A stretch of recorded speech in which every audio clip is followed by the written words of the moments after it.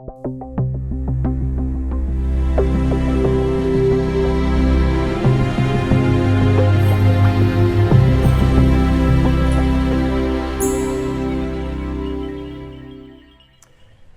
bien, pues me alegro mucho que podemos seguir hoy con la lección sobre el profeta Jonás, uno de los profetas menores, y vamos a aprender algo sobre las circunstancias en las cuales se llevó a cabo su ministerio, y para esto he preparado algunos mapas y también un pequeño video que vamos a ver luego para hacernos un poco una imagen de la ciudad que él visitó, que era la ciudad de Nínive. Pero de esto vamos a hablar en un momento. Hablamos primeramente de Jonás. Bueno, su nombre ya es curioso porque Yoná en hebreo significa paloma. Entonces, este era su nombre, paloma. Y es curioso, no sé obviamente por qué los padres le pusieron este nombre, pero realmente el carácter de él no era precisamente como una paloma, más bien un halcón, o algunos dicen que era más terco que una mula blanca. Pero bueno, es anecdótico, esto por lo menos era su nombre. Y realmente sí sabemos algo de un momento muy concreto de su ministerio, que es lo que ha dado lugar a este pequeño libro de Jonás, que lleva su nombre, pero realmente de su propia vida no sabemos mucho, y esto es casi se puede aplicar a cualquiera de los profetas del Antiguo Testamento. Sabemos, y esto seguramente no es nada nuevo, que es Jonás el hijo de Amitai. Amitai era su padre. Bueno, obviamente tampoco sabemos nada de su padre. Pero hay una cosa un pequeño detalle que podemos añadir, para decirlo así, a su biografía, y esto posiblemente en algunas de sus Biblias incluso ponen el versículo paralelo, y esto es un versículo que sale en Segunda de Reyes, capítulo 14, 25. Segunda de Reyes, capítulo 14, versículo 25, y es la única mención, digamos, fuera del libro de Jonás que tenemos de este profeta. Y esto lo digo de antemano porque me imagino que aún está fresca la memoria de lo que hablamos el lunes sobre Jeroboam II, ¿vale? Algunos espero que se acuerdan. Jeroboam II era el rey, digamos, más famoso de Israel, digamos, en términos seculares. ¿Por qué? Bueno, porque Jeroboam II, bajo Jeroboam II, Israel floreció y extendió sus fronteras. Y es algo que curiosamente el profeta Jonás lo anunció. Entonces, si leemos el versículo, voy a empezar con el versículo 24, que habla de Jeroboam II, dice: e hizo lo malo ante los ojos de Yahvé, y no se apartó de todos los pecados de Jeroboam, hijo de Nabat, el que hizo pecar a Israel. Él restauró los límites de Israel desde la entrada de Hamat hasta el mar de Arabá. El mar de Arabá es lo que tenemos al sur del Mar Muerto, conforme a la palabra de Yahvé, Dios de Israel, la cual él había hablado por su siervo Jonás, hijo de Amitai, ¿vale? Entonces aquí tenemos una clara identificación, que en ese caso yo creo que podemos estar absolutamente seguros que estamos hablando de la misma persona.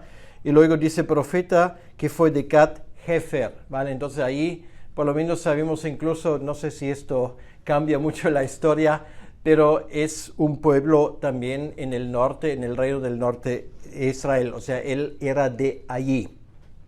Ahora, eso tal vez nos ayuda un poco, y hay varias cosas. Bueno, esto es lo que acabamos de leer, donde se habla de Jeroboam II.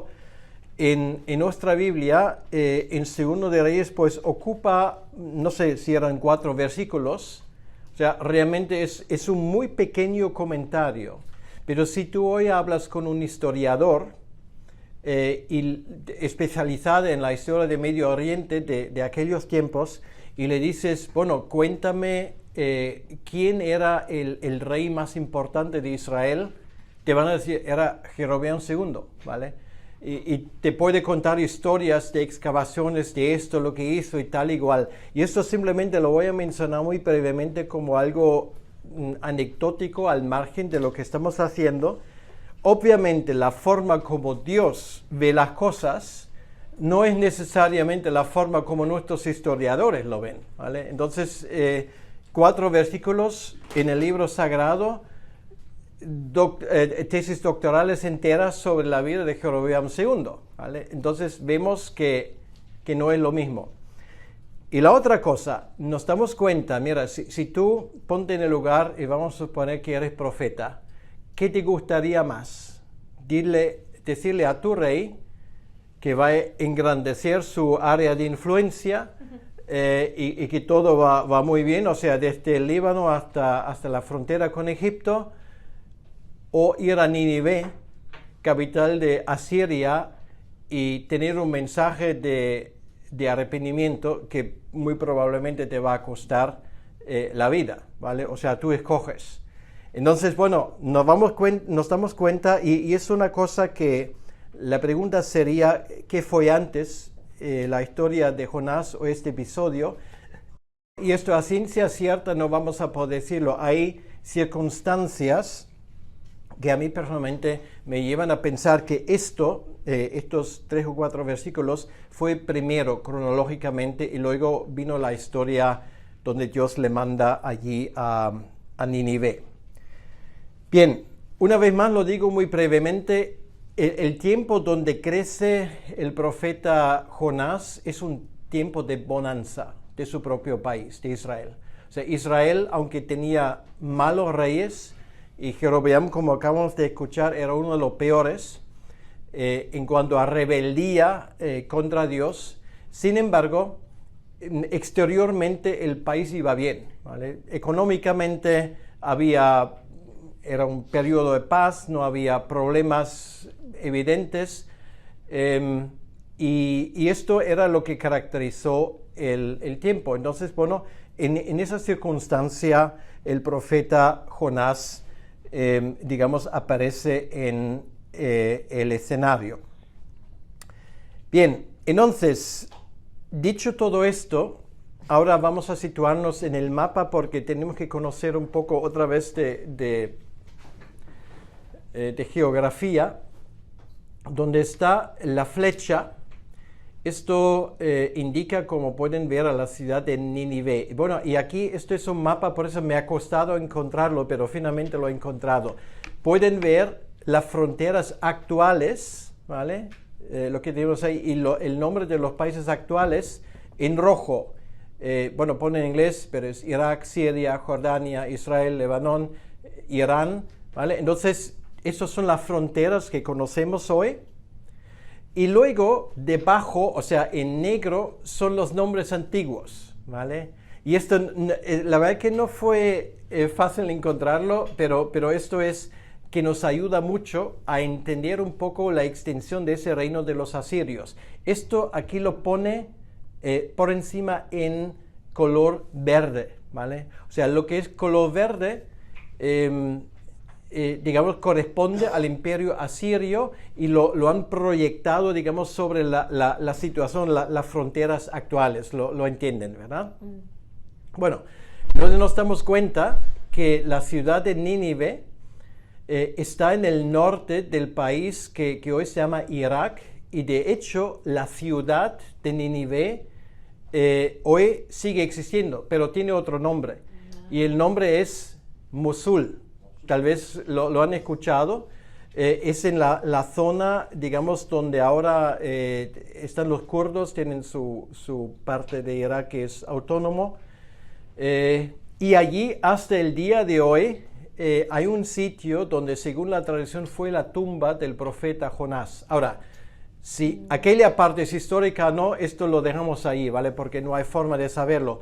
Lo que sí sabemos es que allí, en ese territorio muy cerca de la ciudad de Mosul, pues se puede encontrar la tumba. Y esa tumba de Jonás, para aquellos que siguieron en su momento las noticias hace como 5 años, cuando el Estado Islámico se estaba extendiendo por toda la zona, hicieron trizas a esta tumba. O sea, tan grande es el odio de esa gente contra una tumba que incluso en un principio hasta los musulmanes lo veneran, ¿vale? Pues ellos intentaban destruirlo. Bueno, no lo han conseguido, por lo menos no del todo, y la cosa sigue allí, ¿vale? Entonces eso es simplemente para hacer un nexo con nuestro tiempo. Y ahora, Susana, te voy a pedir que pongas el vídeo. Esto es un video que son 3 minutos, no hay comentarios, solamente habrá música, y lo que vamos a ver es una reproducción de lo que es, o sea, esto no es ficticio, sino esto es según los arqueólogos, como ellos a raíz de lo que han encontrado, se imaginan cómo era la ciudad de Nínive en su momento, para que nos hagamos una idea, ¿vale? Ok, vamos a viajar a Nínive.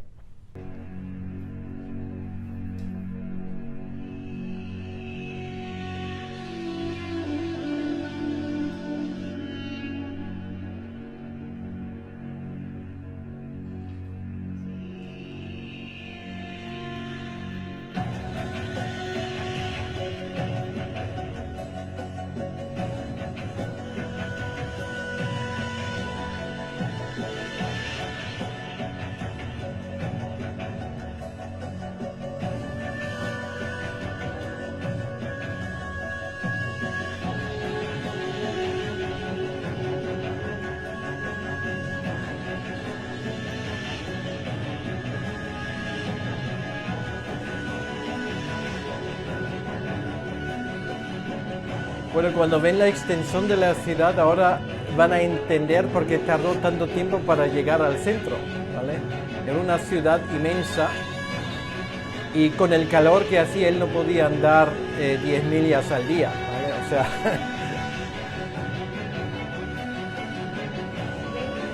¿Eh? Sí, sí, sí.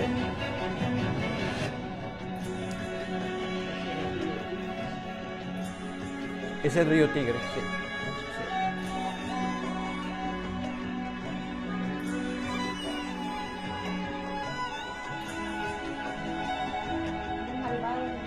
Estos serían los jardines reales del Palacio Real, del recinto real.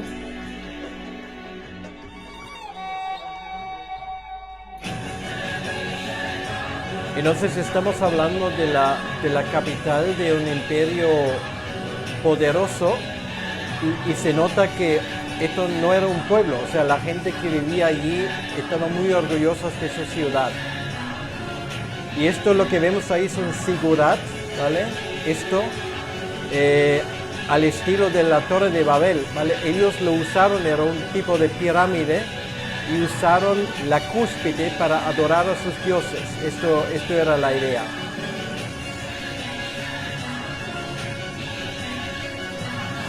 Bueno, esto ya fue, el vídeo es corto, pero es por lo menos para darnos una idea. Allí pone que es de los tiempos de Asurbanipal, que estos serían 2 siglos más tarde, pero no importa. O sea, la ciudad tampoco ha cambiado tan drásticamente en este tiempo.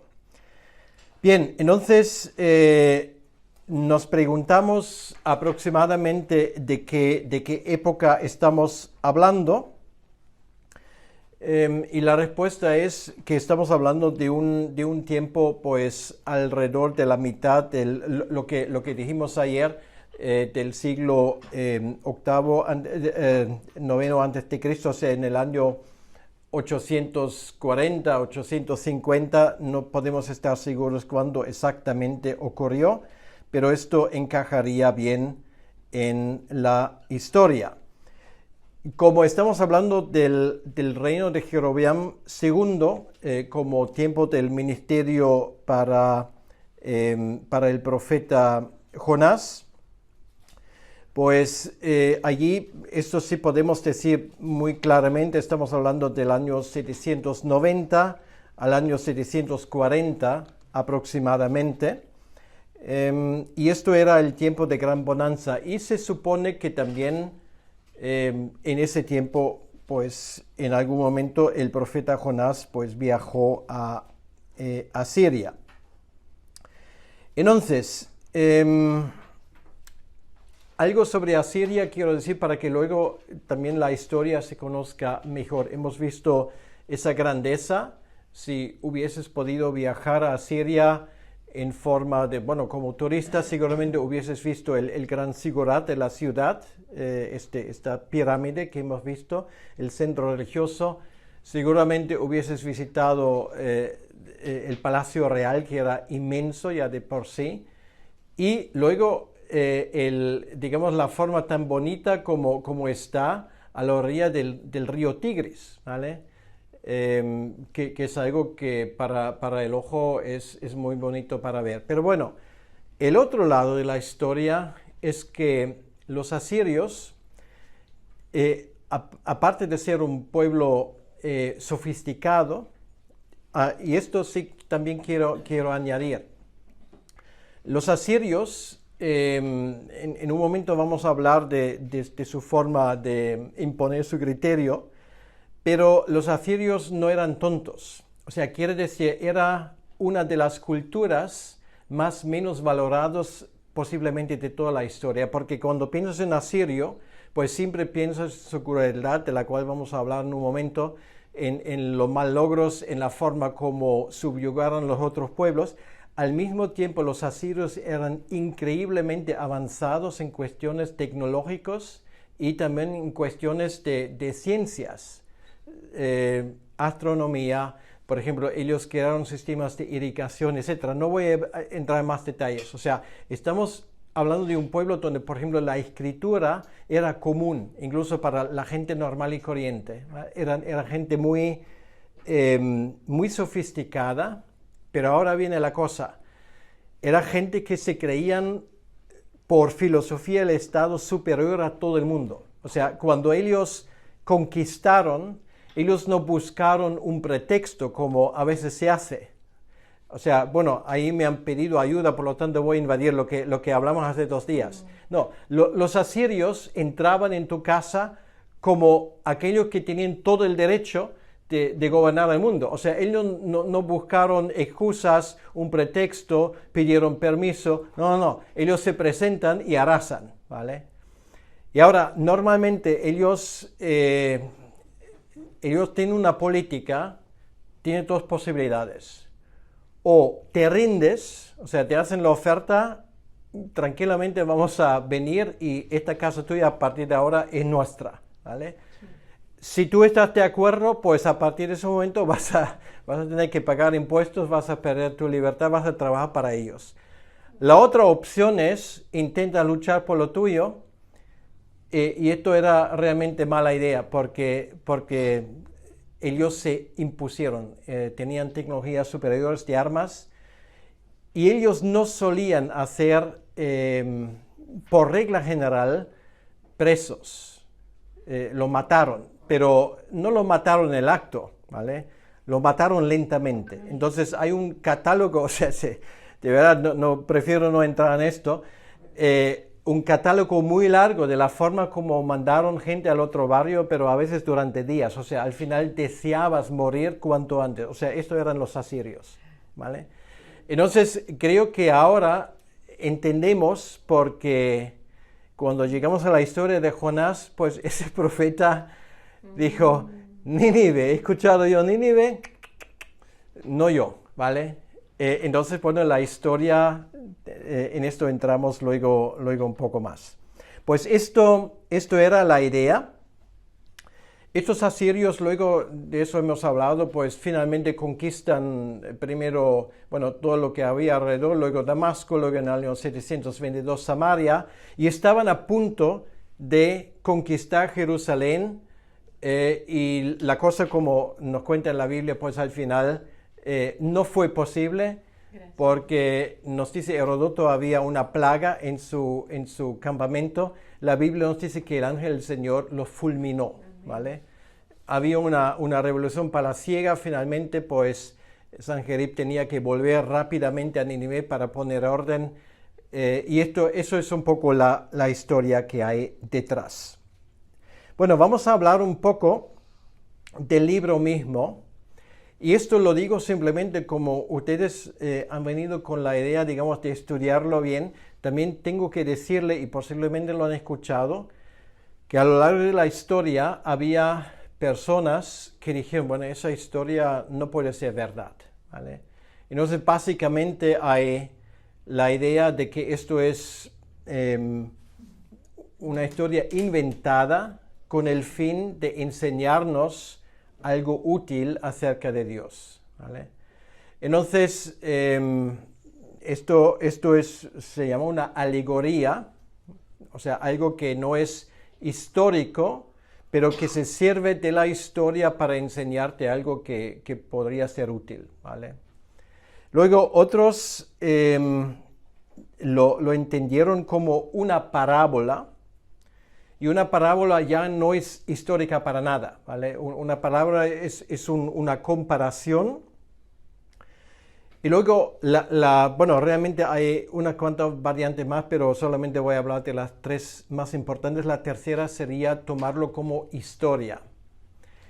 Entonces, incluso en el mundo evangélico hay muchos que entienden esa historia no tanto como una parábola. Esto más o menos hacen aquellos que se decantan por el segmento liberal, sino entre los evangélicos, yo he conocido a algunos, hay unos cuantos que lo entienden como una alegoría, ¿vale? O sea, que sí que tiene alguna raíz histórica, que trabaja con cosas históricas, pero al fin y al cabo, Jonás nunca estuvo en el vientre del pez, nunca en ese sentido había un arrepentimiento en Nínive de forma histórica, etcétera, etcétera. Ahora, obviamente, yo personalmente, y creo que en eso estamos de acuerdo, voy a descartar las dos posibilidades.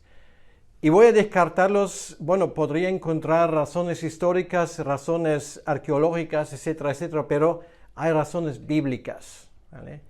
Entonces, del profeta Jonás hay más que una referencia en el Nuevo Testamento. Y el que se refiere a Jonás, ustedes lo saben, es Jesucristo mismo. Bueno, vamos simplemente a coger una de las referencias que tenemos en Mateo 12, 38. Vale, creo que ya estamos en la misma página. Muy bien, entonces, dice el versículo 39, Jesús dice, Él respondió y les dijo, la generación mala y adúltera demanda señal, pero señal no le será dada, sino la señal del profeta Jonás. Bueno, ya podríamos, no es el momento ahora de exponer esa palabra de Jesucristo y lo que significa la señal del profeta Jonás, pero creo que todos somos conscientes de que hay paralelismos entre la vida de Jonás y la vida de Jesucristo. O sea, esa figura como tal podríamos decirlo, es un ejemplo. La Biblia habla de tipo, ¿vale? Y esto no es la misma que alegoría, pero es un ejemplo histórico de una verdad que viene más tarde, y esto obviamente ocurre en la persona de Jesucristo. Por ejemplo, los 3 días, por ejemplo, el hecho de que Él viene para llamar a gente al arrepentimiento, y bueno, ya podría dar la tarea, bueno, usted encuentran 5 cosas paralelas y creo que sin problema lo van a encontrar. De eso se trata, la señal del profeta Jonás, y luego dice, versículo 40, porque como estuvo Jonás en el vientre del gran pez, bueno, por cierto, bueno, eso ya se sabe, no dice ballena, ¿vale? Entonces, gran pez, 3 días y 3 noches, así estará el Hijo del Hombre en el corazón de la tierra 3 días y 3 noches. Bien, obviamente, creo que una cosa es evidente. Jesucristo no habla de parábola. Él no habla de un uso metafórico. Y esto es, o sea, si tú tomas esto simplemente como un testimonio histórico, tienes que llegar a la conclusión, y esto irrespectivamente si eres creyente o si eres ateo, Jesucristo toma esto como un relato histórico. Punto, ¿vale? O sea, no hay que añadir más. Y a partir de allí, digamos, en nuestras conclusiones solamente nos quedan 2 cosas. Si Jesucristo cree que esto es histórico, caben tres posibilidades. La primera posibilidad es que Jesucristo pensaba que esto no es histórico, pero pretendía que sea histórico, entonces es un mentiroso. ¿Vale? Bueno, el mismo argumento que se aplica a otros. O no lo sabía, entonces es un iluso. O cabe la tercera posibilidad, Jesucristo creía que esto es historia. Ahora, si creemos en las primeras dos, todo lo que dijo Jesucristo a partir de allí hay que ponerlo en duda, ¿vale? Porque no puedes estar seguro si este hombre al final es un embustero que dice cosas que no son así y te, como se dice, toma el pelo.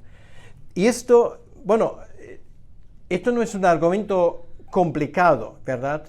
Y yo he usado, de hecho, hace, no sé, semana y media estuve en una conferencia en Barcelona hablando sobre el tema de la inerrancia de la Escritura. Y esto es el tema, porque uno de los apartados que tenía era la forma como Jesucristo y los apóstoles entienden la historia del Antiguo Testamento, ¿vale? Empezando, él habla de Abel, él habla de Noé, él habla, por ejemplo, en este caso de Jonás, y en cada uno de estos ejemplos Jesucristo lo toma como una historia real, ¿vale? Entonces ahí está el problema para aquellos que dicen, no, pero hay que darle un sentido metafórico. Bueno, si esto es metafórico, todo puede ser metafórico, ¿vale? Con lo cual quiere decir que no tenemos seguridad, o sea, quitas la historicidad de la Biblia. Entonces, esto no lo digo por nuestros hermanos, sino por nuestros amigos liberales, ¿vale? Lo digo en este sentido porque ellos de todo modo no lo toman en serio, pero lo digo por nuestros hermanos, o por lo menos algunos de nuestro campo que andan con ese argumento y no se dan cuenta que esto intelectualmente no tiene coherencia, ¿vale? O sea, no se puede argumentar así porque demuestra simplemente con esto que no eres coherente. Entonces, bueno, no digo más sobre esto, sino obviamente creo que con esa cita queda clara de que si Jesucristo entiende esto como una historia real, pues nosotros también hacemos bien en entenderlo en este sentido. Aparte del hecho que luego yo puedo añadir razones históricas, razones arqueológicas como siempre, ¿vale? Pero no son las primeras razones, simplemente apoyan y aportan datos adicionales al argumento principal. Y el argumento principal es Jesucristo lo toma en serio. Dicho sea de paso, uno de los problemas que luego, o sea, se resuelve un problema para crear otro, ¿vale? Porque algunos, no sé, entre ustedes habrán pensado tal vez lo mismo, pero eso de 3 días y 3 noches, si hace los cálculos, es el tercer día, que también se usa esa expresión, ¿verdad? Ustedes entienden lo que quiero decir. ¿Cómo se resuelve ese embrollo? Y esto, bueno, si quieres córtalo, pero lo que quiero decir con esto, hay una solución para este embrollo y no tienes que buscar. ¿Y dónde encontramos la solución? En el lugar menos esperado. ¿Cuándo has estudiado la última vez el libro de Esther? Y me dice, bueno, Esther habla de Jonás. No, Esther no habla de Jonás, pero Esther habla de otra cosa, el libro. Vamos a ir para allá y simplemente me gustaría usar esta paréntesis para que vean que este ejemplo de Jonás sí que es histórico, incluso usando esa expresión. Ahora vamos al capítulo 4, al versículo 16. Entonces dice allí, bueno, ahora la historia de la reina Esther nos trae sin cuidado, ¿vale? Solamente quiero llevarles a eso de los 3 días y 3 noches del tercer día. Dice, ve, versículo 16, capítulo 4, y reúne a todos los judíos que se hallen en Susa y ayunad por mí, y no comáis ni bebáis en 3 días, noche y día, ¿vale? O sea, estamos hablando de 3 días y 3 noches. ¿Estamos de acuerdo? Bien. Pues vamos al capítulo 5, versículo 1. Dice, aconteció que al tercer día se vistió Esther. ¿Vale? O sea, esto, lo que para nosotros parece una contradicción, para un judío no era una contradicción, porque si no lo hubiesen eliminado del libro de Esther ya hace mucho tiempo. Entonces es una forma, digamos, expresiva del hebreo, donde ambas expresiones se usan de forma sinónima, ¿vale? Y aquí esto es un ejemplo, ¿vale? Entonces, si la próxima vez alguien viene con ese argumento, le llevas al libro de Esther y dices, mira, aquí lo tienes. Ambas expresiones significan la misma cosa. Entonces, lo del al tercer día es la cosa literal. 3 días y 3 noches es una expresión hiperbólica, como a veces decimos, bueno, en 15 días voy a hacer esto. Bueno, por lo menos en España se entiende que no son 15 días, son 14, ¿vale? Son exactamente 2 semanas. Y sin embargo lo usamos que es factualmente impreciso, pero todo el mundo lo entiende. Sí. ¿Estamos de acuerdo? Pues esto es lo que tenemos ahí. Bueno, volvemos a lo nuestro. Entonces, insistimos en la historicidad de esta historia. Y esto, por supuesto, incluye, por ejemplo, el episodio del gran pez. Y una vez más, tengo, no sé, en algún lugar allí en mi tablet, un artículo que yo traduje hace tiempo de un teólogo holandés que versa sobre ese tema, y él pone 3 o 4 ejemplos donde él incluso pone las fuentes históricas de gente que incluso han sobrevivido más tiempo que 3 días en cierto tipo de animal marítimo. Entonces, no soy biólogo, o sea, zapatero a tus zapatos, en eso no entro, pero pueden ustedes estar tranquilos, es que hay ejemplos bien documentados en ese sentido. O sea, cuando dicen, no, una persona no puede sobrevivir 3 días bajo esas circunstancias, no es cierto. Hay ejemplos de esto, ¿vale? Y con esto prefiero dejarlo. Luego, otra cosa que es muy importante en este sentido es la intencionalidad de este libro.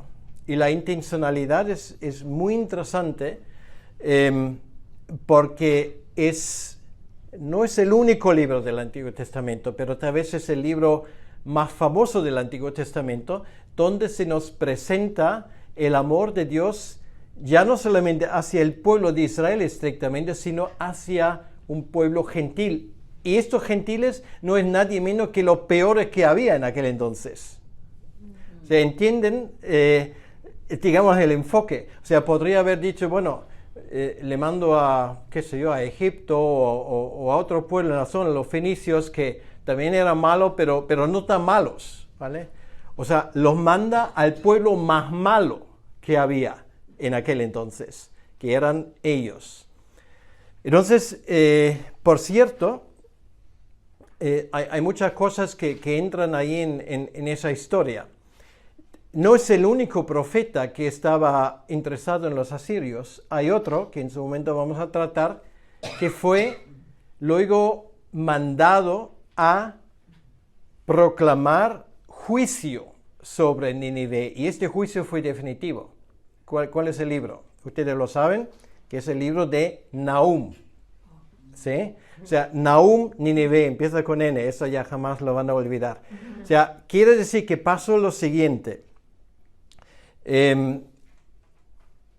Se predica, o sea, Jonás predica el evangelio, voy a llamarlo así porque, aunque este juicio es una buena noticia, ¿vale? Dice, bueno, 3 días, si ustedes se arrepienten, si se convierten al Dios que yo les proclamo, pues la cosa va a quedar bien. Bueno, Jonás lo hizo a regañadientes, pero lo hizo. O sea, Dios en ese sentido dejó la puerta abierta. Y ahora hay una cosa muy curiosa, por eso yo entro con el tema de la historia, y esto, bueno, para aquel que se interesa, en Nínive en aquellas fechas, y no le voy a torturar más con años, pero me lo creen así por encima, había un rey, el rey Adad-Nirari el tercero, ¿vale? Estoy seguro que ustedes nunca han escuchado de él. Adad-Nirari el tercero.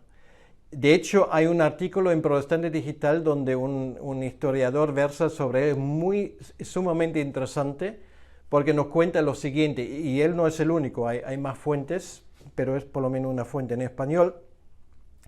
donde él nos cuenta que bajo el reinado de ese rey, los arqueólogos han descubierto una cosa muy interesante. Durante un corto espacio de tiempo, el reino de los asirios, para los historiadores de forma inexplicable, se vuelve monoteísta, dicen, ¿vale? O sea, esto es una prueba extra bíblica de la predicación de Jonás, ¿vale? Y está por ahí.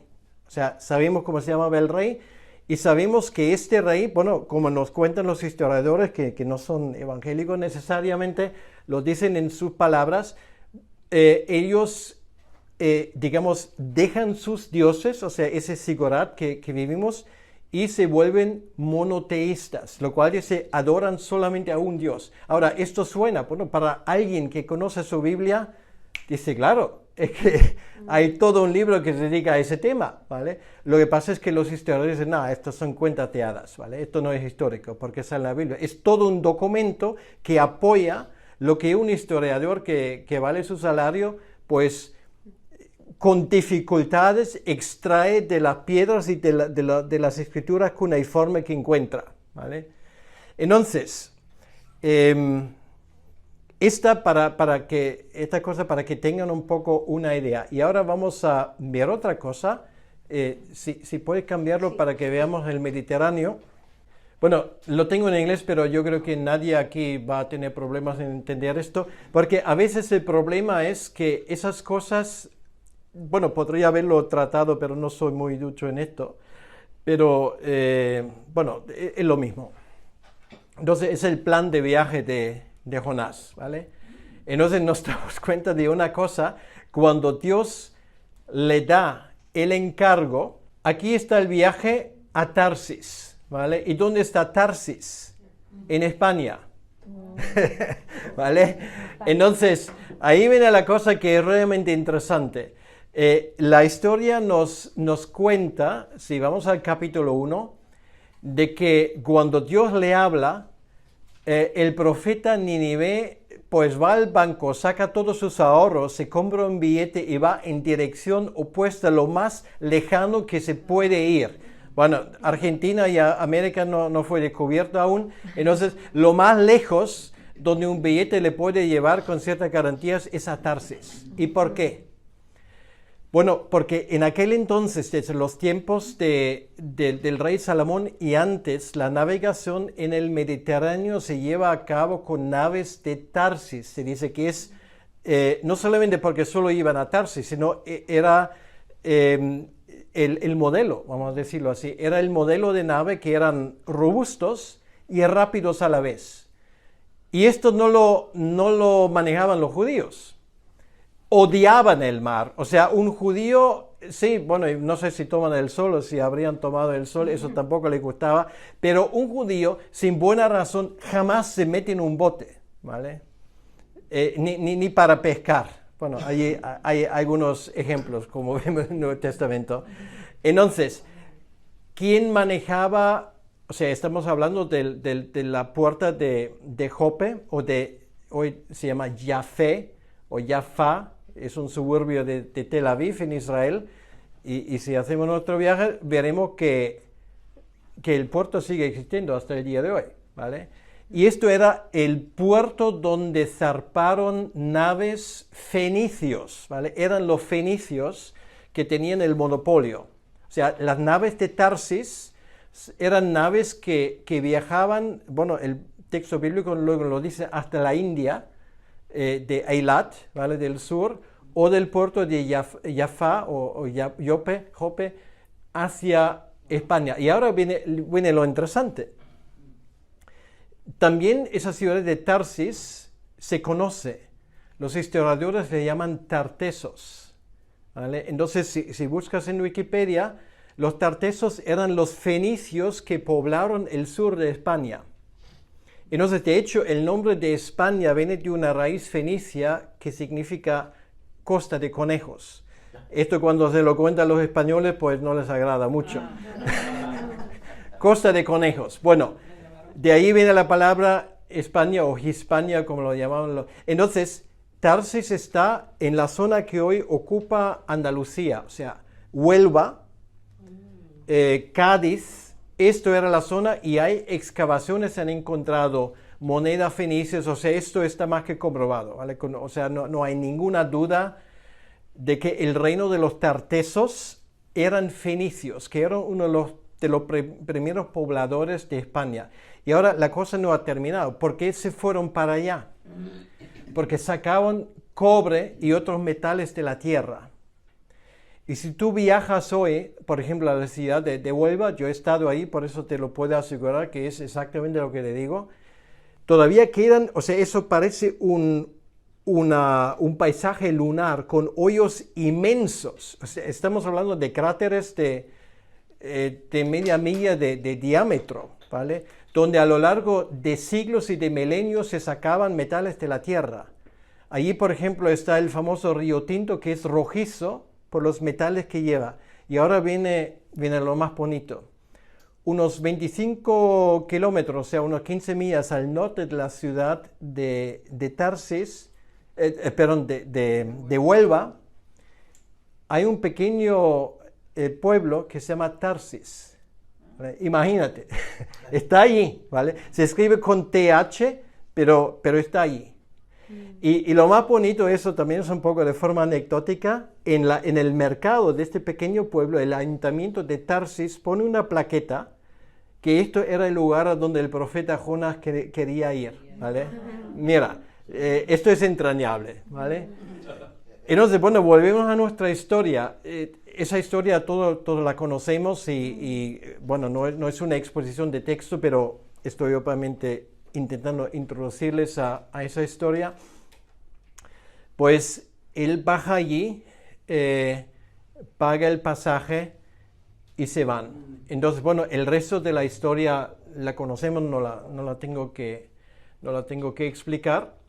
Y luego, obviamente, nos damos cuenta que eso es dirección opuesta. Bueno, ustedes ya a esas alturas son expertos en geografía del Medio Oriente. Entonces, bueno, lo obvio es que este gran animal, bueno, no sabemos qué era un pez, obviamente no era una ballena. Se lo traga y allí está. Entonces es allí donde el segundo capítulo empieza. Y el segundo capítulo de Jonás es un salmo. Y ahora les cuento otra cosa, y esto también sería un juego, en vez de hacer un puzzle, bueno, me dijiste ayer que no se llama puzzle, se llama, bueno, jigsaw puzzle. En España dicen un puzzle, o sea, cuando juntas piezas. Entonces, si no te gusta esto, pues puedes hacer una cosa más bíblica. Este salmo, que se llama el Salmo de Jonás, en el segundo capítulo, no es un salmo original de Jonás. O sea, él no se sentaba allí, cogió su lápiz y su papel y escribió un salmo, porque la cosa era muy oscura realmente. Entonces, lo que él hizo, él se acuerda de salmos que él había aprendido. O sea, este salmo de Jonás se compone de muchos pequeños pasajes individuales de los salmos. Entonces, esto es muy interesante. La tarea sería que a veces mis estudiantes puedan hacerlo si quieren, identifiquen las diferentes partes, de dónde vienen, ¿vale? Y nos damos cuenta que obviamente Jonás era un estudioso, bueno, del Antiguo Testamento no fue escrito completamente porque entre otras cosas faltaba su libro, pero de los salmos, muchos salmos fueron escritos ya, no todos, pero muchos. Y él los conocía, los sabía de memoria. Y esto es lo que tenemos aquí, porque indudablemente este libro fue escrito por él, quien va a escribir cosas que eran muy personales.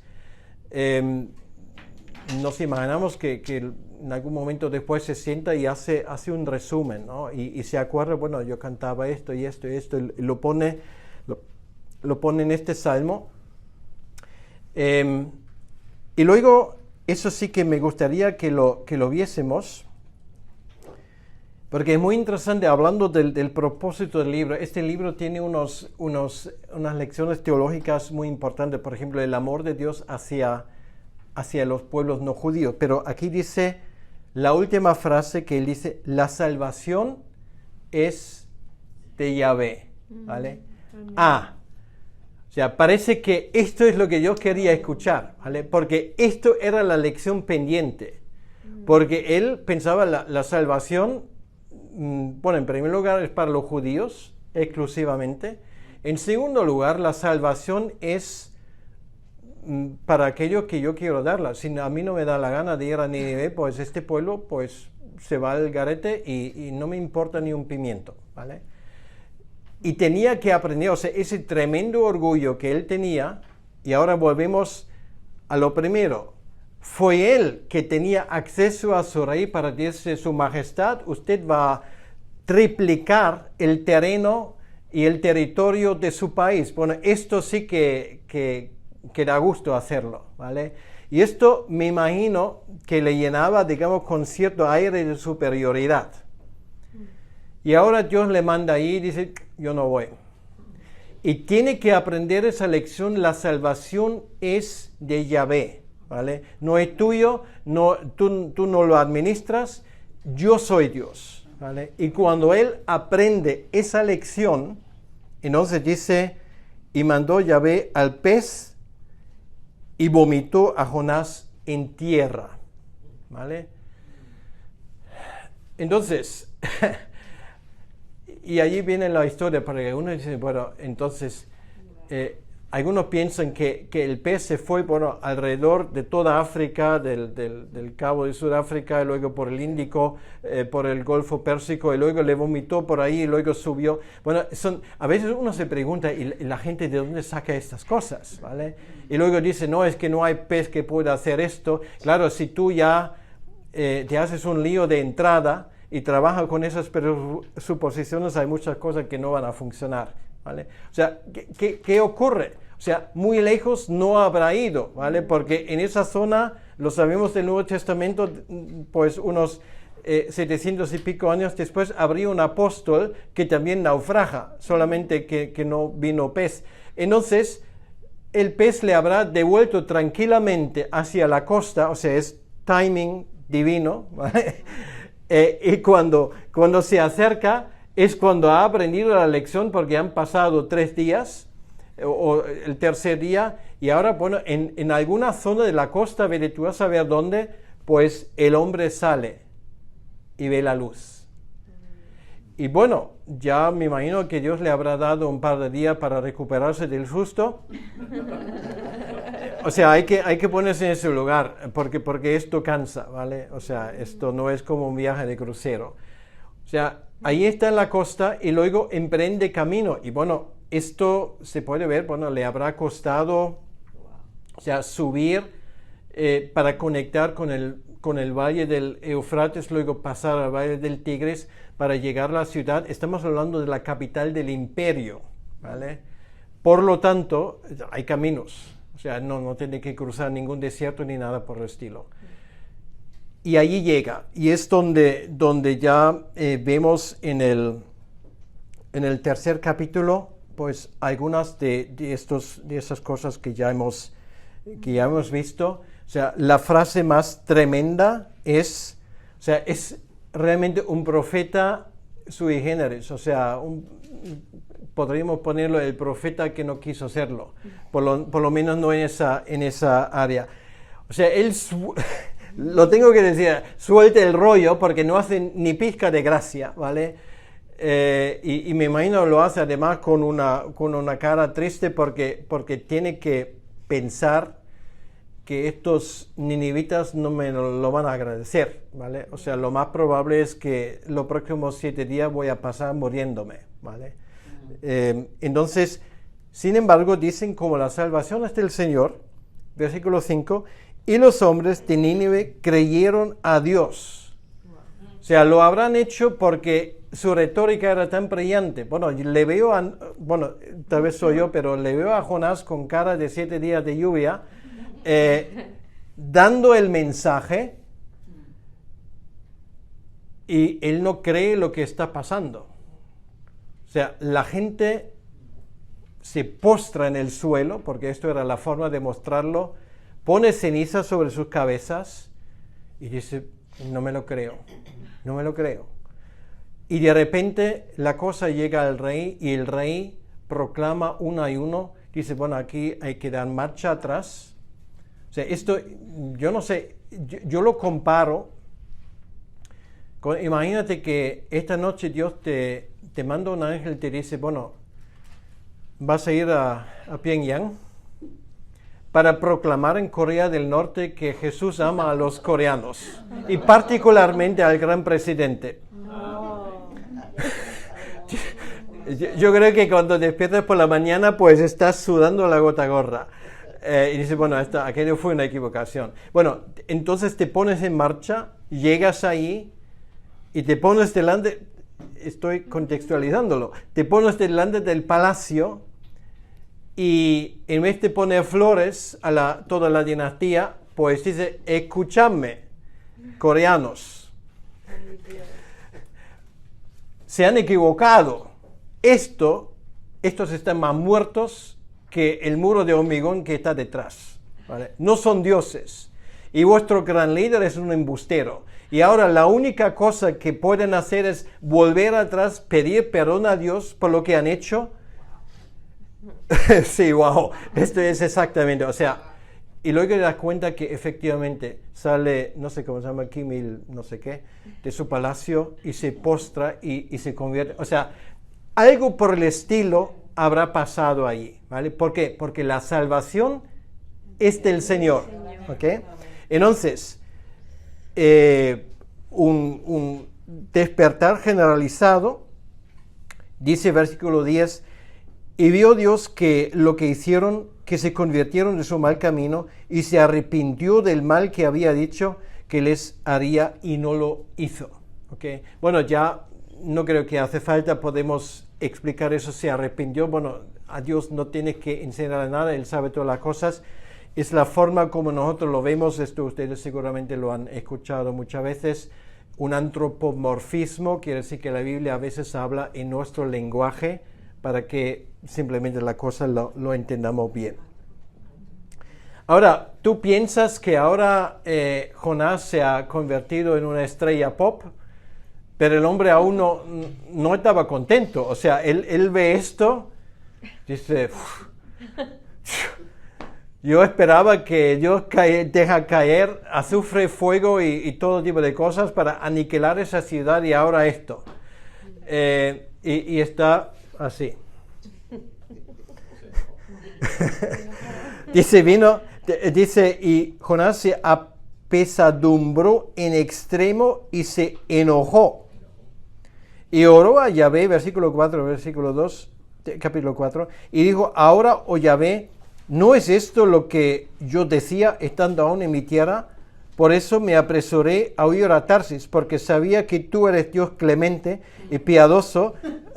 O sea, de verdad, ahora que conocen el contexto, ahora se dan cuenta la ironía de esas palabras. O sea, bueno, algunos lo han hecho, han empezado a reírse, ¿vale? Y uno puede decir, bueno, ¿cómo se puede ser tan estúpido? Ahora, ojo. Y ahora viene la cosa más dura. Mirémonos en el espejo. Tarda en enojarte y de gran misericordia y te arrepientes del mal. Quiere decir que, bueno, ustedes no, ¿vale? Yo no, desde luego. Pero no es así que a veces pensamos, bueno, aquí Dios tiene que entrar a saco para terminar con todo esto. Y cuando no ocurre, estamos decepcionados, ¿vale? ¿Esto qué quiere decir? Que Dios aún da tiempo de gracia. Bueno, no voy a elaborarlo más, solamente les voy a dar alguna idea, ¿vale? Obviamente no hay que estar decepcionado cuando Dios da prórroga. Quiere decir, me imagino que cada uno de nosotros está aquí porque Dios ha tenido paciencia y misericordia y en algún momento nos alcanzó con su gracia. Y bueno, el resto de la historia la conocemos. Hay un último episodio donde el hombre ya no tiene techo y bueno, ve crecer una planta y dice, bueno, que a gusto estoy aquí, y de repente pues esa planta se va a mejor vida. y otra vez se enoja, o sea, esto era lo suyo, ¿vale? Se enoja y dice, bueno, ¿y cómo puede permitir Dios esto? ¿Vale? Que esa planta que era tan bonita ahora se me muere. Y Dios le dice, mira, Jonás, tú estás cabreado por una planta que te ha dado sombra y ahora ya no está.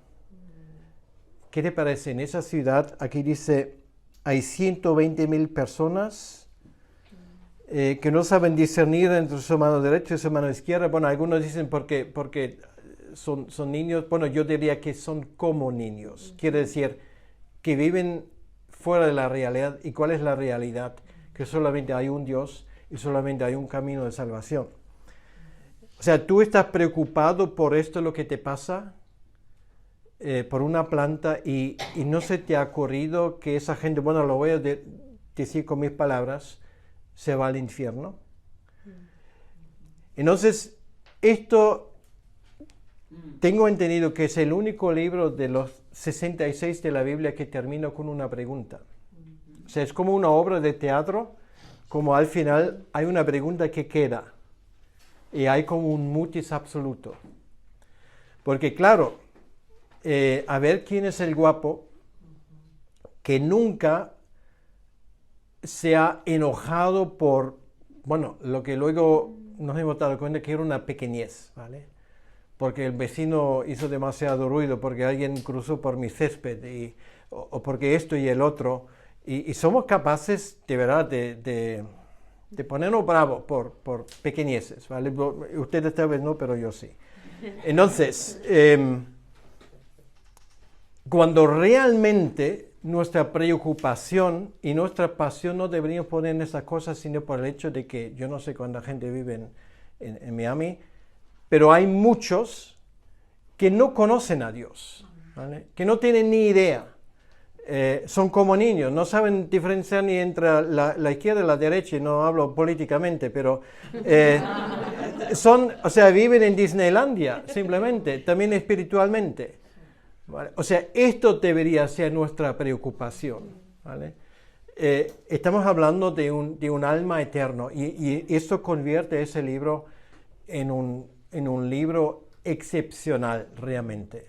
Bueno, hasta aquí he querido llegar. Hoy hemos sido un poco más largo, pero me dijeron que no hay problema, así que esto espero, bueno, eso es un libro muy corto, luego vamos a hablar de otro libro corto. Pero realmente a mí cada vez que lo leo, he leído, no sé, muchas veces, me hace pensar y vuelvo a ponerme las mismas preguntas y encuentro las mismas respuestas, ¿vale? Pues entonces vamos a terminar orando. Señor, gracias te damos por este precioso profeta, el profeta Jonás, por las cosas que él nos cuenta.